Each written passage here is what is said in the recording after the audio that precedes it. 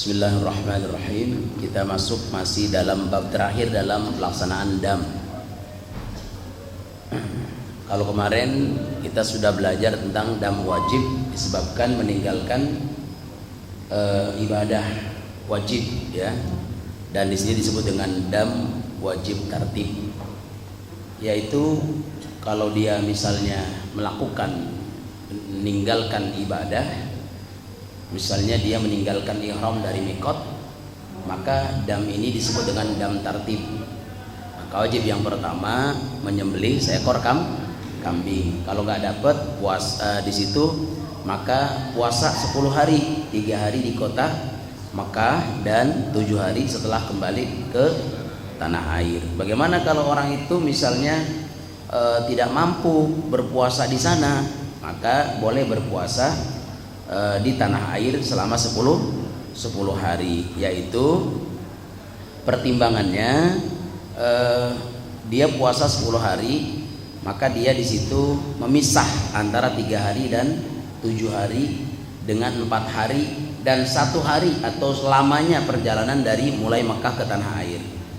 Jadi 3 hari dia puasa di situ, kemudian setelah 3 hari maka dia 4 harinya itu dia memisahkan 4 harinya itu dia jangan puasa, dia diam jangan puasa, dan ditambah 1 hari masa perjalanan pulang dia dari kota Mekah ke tanah air. Berarti kalau misalnya dari Mekah ke Indonesia 1 hari, maka 4 hari itu ditambah 1 hari menjadi 5 hari. Nah setelah itu baru 7 hari laksanakan puasa di tanah air. Itu bagi orang yang tidak mampu melaksanakan 10 hari puasa di tanah haram.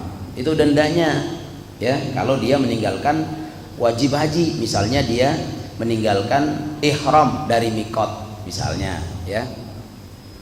Kemudian yang kedua adalah dam wajib disebabkan karena kita mencukur atau memakai wangi-wangian. Maka di sini minggu kemarin kita udah jelaskan, ya, diantaranya disebut dengan dam takhir. Dam takhir itu boleh memilih, ya, wajib kalau dia misalnya memilih pertama adalah menyembelih seekor kambing, yang seekor kambing ini memiliki syarat seperti sebagaimana hewan kurban dan akikah. Jadi nggak boleh cacat, tidak boleh kurang umur. Jadi dia tetap kambingnya itu sesuai dengan persyaratan yang mencukupi dalam hewan kurban. Kalau dia nggak mampu menyembelih seekor kambing, maka dia boleh puasa 3 hari. Nah 3 hari ini dia puasa. Nggak mampu juga, dia puasa 3 hari, atau dia bersedekah sebanyak 3 sok kepada berapa? Kepada 6 fakir miskin atau para fuqara. Nah, ketentuannya masing-masing mereka itu mendapatkan setengah sok dari makanan yang bisa membuat ukuran bisa berzakat fitrah, makanan pokok maksudnya. Kalau makanan pokok bisa zakat fitrah ya beras, ya. Dalam ini kalau di Indonesia ya beras begitu. Kemudian yang ketiga, kemarin kita sudah terangkan tentang ini, ngulang-ngulang aja nih minggu kemarin. Yang ketiga adalah dam wajib ihsar. Dam wajib ihsar itu gimana? Misalnya orang pada saat dia nyampe di sana mau melaksanakan, dia sedang ihram, tiba-tiba pada saat dia udah niat haji atau dia niat umroh, maka tiba-tiba dia terkepung. Terkepung itu apa? Misalnya dia dalam hal ini misalnya pada saat dia udah niat umroh, maka tiba-tiba Arab Saudi atau Mekah sedang perang, berkecamuk perang, maka otomatis dia tidak bisa melaksanakan wukuf di padang Arafah, tidak bisa melaksanakan rangkaian ibadah haji, maka dia otomatis nggak bisa ke sana. Maka itu namanya ihsar, dia terkepung dalam pelaksanaan ibadahnya karena beberapa kemungkinan. Di antaranya juga misalnya dia buronan ditangkap polisi, mau nggak mau kan tangkap polisi Arab, dia kan nggak bisa tuh melaksanakan ibadah haji ke tanah Arab. Maka oleh karena itu dia berarti di ihsar. Kalau terjadi ihsar, dia terkepung atau dia misalnya kemungkinan karena terjadinya perang di sana antara suku dengan suku, hingga keamanannya tidak menjamin dan dia tidak bisa melaksanakan wukuf di padang Arafah atau tidak bisa melaksanakan melontar dan sebagainya, dia tidak bisa melaksanakan wukuf di padang Arafah, maka otomatis dia mesti ihsar. Ihsar itu artinya dia mesti menyembelih seekor kambing yang di sana ketika terjadinya ihsor. Kalau dia misalnya terjadinya ihsor di tempat itu, maka pada saat itu juga dia menyembelih seekor kambing. Itu. Nah, ketentuannya dia setelah menyembelih kambing, maka kemudian mencukur, dia tahallul di situ. Cekres 3 kali, 3 helai rambut. Cekres. Potong sini 3 helai rambut. Nah, dari situ maka memotong rambut itu setelah menyembelih hewan sembelihan. Kalau belum menyembelih hewan sembelihan, jangan dicukur dulu. Itu namanya ihsor.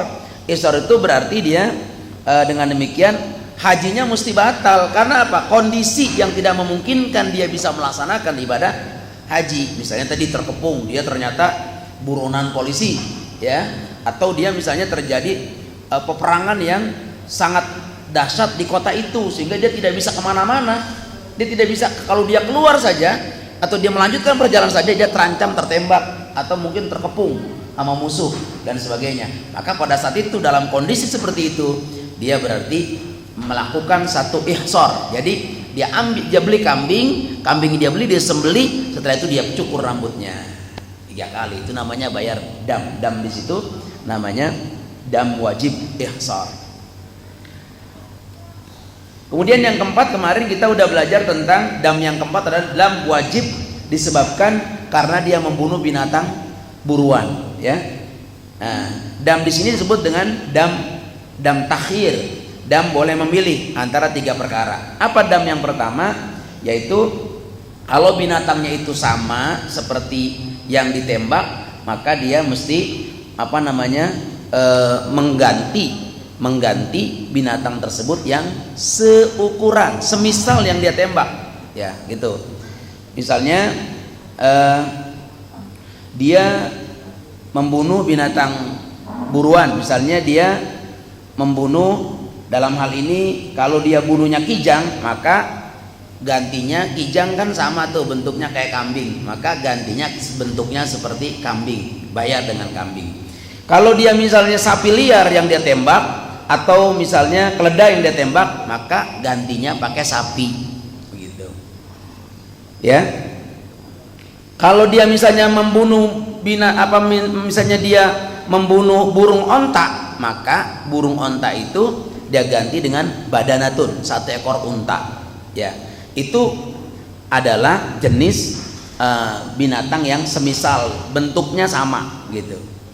Nah, kemudian yang kedua bagaimana? Yang kedua, dia mengkalkulasikan, ya, binatang sejenis itu dengan apa? Dengan uang dirham. Dia beli dah ceritanya. Kalau dia nggak mampu mencari binatang sejenis, dia boleh beli. Dia beli apa? Dia beli dengan harga seharga binatang yang dia tembak. Dengan apa dia belinya? Dengan dia beli makanan, ya. Kemudian dia yang makanan itu mencukupi untuk berzakat fitrah, ya.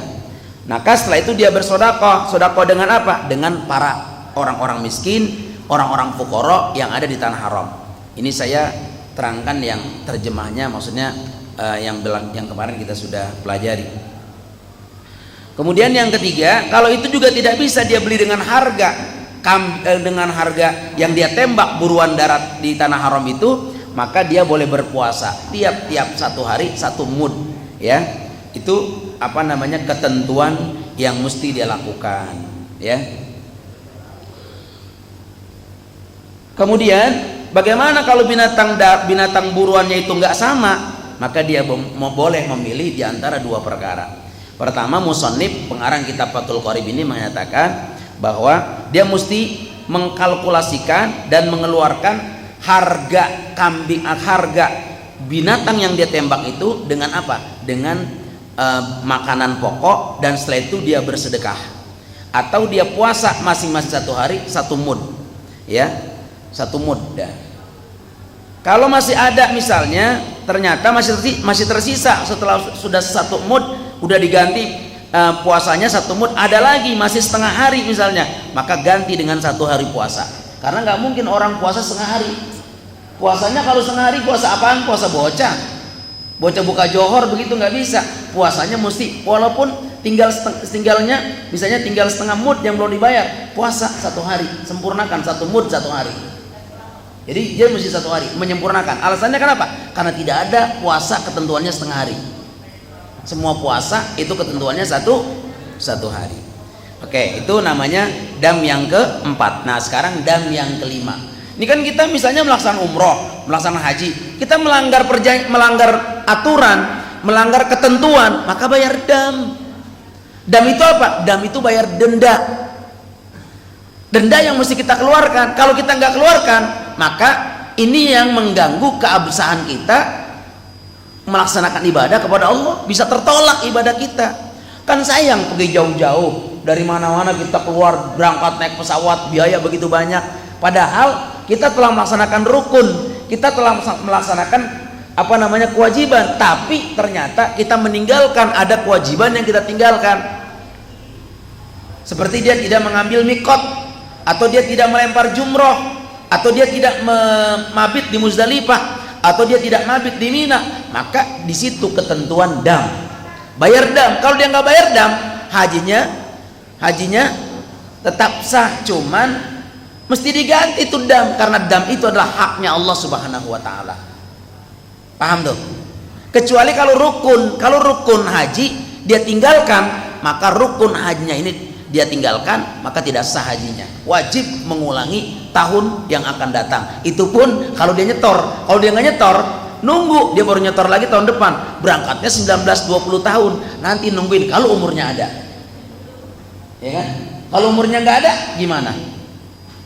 Makanya perlu bagi kita hati-hati dalam melaksanakan ibadah haji atau umroh, karena di sana banyak pelanggaran-pelanggaran yang kalau kita lakukan kita kena dam, kena ranjau. Hati-hati, sampai-sampai kita menggaruk rambut aja nih, garuk gatal itu nggak boleh kita dengan serampangan. Jadi kita garuk tuh pelan-pelan dan tidak bermaksud untuk mencabutnya dengan sengaja. Kita garuk pelan-pelan, jangan sampai jatuh, jangan sampai rontok. Itu, ya. Termasuk juga pakai wangi-wangian nggak boleh. Karena apa? Tadi ada pertanyaan kemarin, bagaimana kalau makainya sesudah makainya sebelum niat? Tapi pada saat udah niat, kita makan wangi itu. Kan katanya kalau orang haji nggak boleh pakai wangi-wangian. Tapi ketika kita haji atau kita umroh, kita wangi banget. Kenapa? Karena kita pakai wangiannya itu sebelum niat haji atau sebelum niat umroh. Maka batal atau tidak? Tidak batal. Alasannya bab dia niat umroh, niat haji sebelum dia melaksanakan niat hajinya. Jadi sebelum bab dia make wangi-wangiannya sebelum niat haji, sebelum niat umroh. Maka ketika udah haji, pelaksanaan haji dilaksanakan, wangi semua tubuhnya, tetap tidak kena dam. Alasannya karena dia memakai wangi-wangiannya sebelum dia niat. Gitu. Kalau udah niat, coba-coba. Jangankan dia megang doang nih, ada botol minyak wangi nih, parfum, dia pegang begitu, megang doang tuh, nggak boleh. Kenapa? Khawatir di dalam botol itu ada yang tercecer, kita pegang kena dam. Gitu. Kalau yang seperti itu mana damnya? Kalau yang seperti itu damnya adalah dia menyembelih seekor kambing, nggak sanggup, silakan pilih cara kedua. Ya, cara keduanya gimana? Yaitu dia puasa 3 hari. Puasa 3 hari juga nggak kuat. Ngapain? Dia bersedekah kepada 6 fakir miskin sebanyak 3 sok. 3 sok itu berarti 3 sok dibagi buat 6. Jadi berapa kalau gitu? Setengah sok satu orang. Ketentuannya setengah sok 1 orang, setengah sok 1 orang. Kalau 6 berarti 3 sok. Ya, sok itu apa? Ukuran timbangan yang ada di Mesir, Arab Saudi sana. Ya, sok gitu, sok, pakai SHA, sok. Nah sekarang dendam yang kelima, apa itu dendam yang kelima? Ad-damul wajibu bil wata'i. Dam disebabkan karena kita berhubungan badan dengan istri kita. Min aqilin, dilakukan dari orang-orang yang udah berakal. Ingat, yang melakukan hubungan badan pada saat haji dan umroh adalah orang yang sudah berakal, bukan orang gila loh, bukan orang yang lagi niat haji tiba-tiba dia gila, bukan. Ini orang yang pada saat dia melaksanakan ibadah haji, ibadah umroh, dia akilin, dia itu adalah orang yang berakal, akalnya sempurna, dia tidak gila, dia tidak angot-angotan gila, pokoknya dia sempurna akalnya, nggak pernah punya penyakit gila. Andai kata dia punya penyakit gila, dia dalam kondisi tidak gila gitu. Yang kedua, alimin, orang itu tahu, orang itu alim, orang itu mengetahui hukumnya, bitahrim, tentang keharaman melaksanakan hubungan badan dengan istri pada saat dia melakukan haji dan umroh. Jadi ketika dia melaksanakan ibadah haji dan umroh, larangan berhubungan badan kepada istri itu dilarang, dia akan kena dam, ya, kena dam tuh, ya. Dan ini wahwa ai hadad damul wajibu, dam wajib ini itu alat tertib, itu mesti dibayar dengan cara tertib. Tertib apanya? Tertib pelaksanaan apa? Pelaksanaan membayar damnya. Fayajibu bihi awalan badanatun, wajib melaksanakan dam yang pertama adalah badanatun, yaitu membayar dengan unta. Jadi damnya itu membayar dengan unta. Badanatun itu artinya unta. Wa tutlaqu 'ala dzakari wal untha minal ibil, dan diungkapkan atas az-zakar unta jantan, wal untha unta betina. Jadi boleh bayarnya kalau dia bersetubuh sama istrinya pada saat dia haji, pada saat dia umroh, maka dia mesti melaksanakan dam. Damnya apa? Yang pertama, dia mesti mengganti dengan seekor unta. Bagaimana nih untanya? Boleh nggak laki-laki? Boleh nggak perempuan? Laki-laki atau unta perempuan sama saja.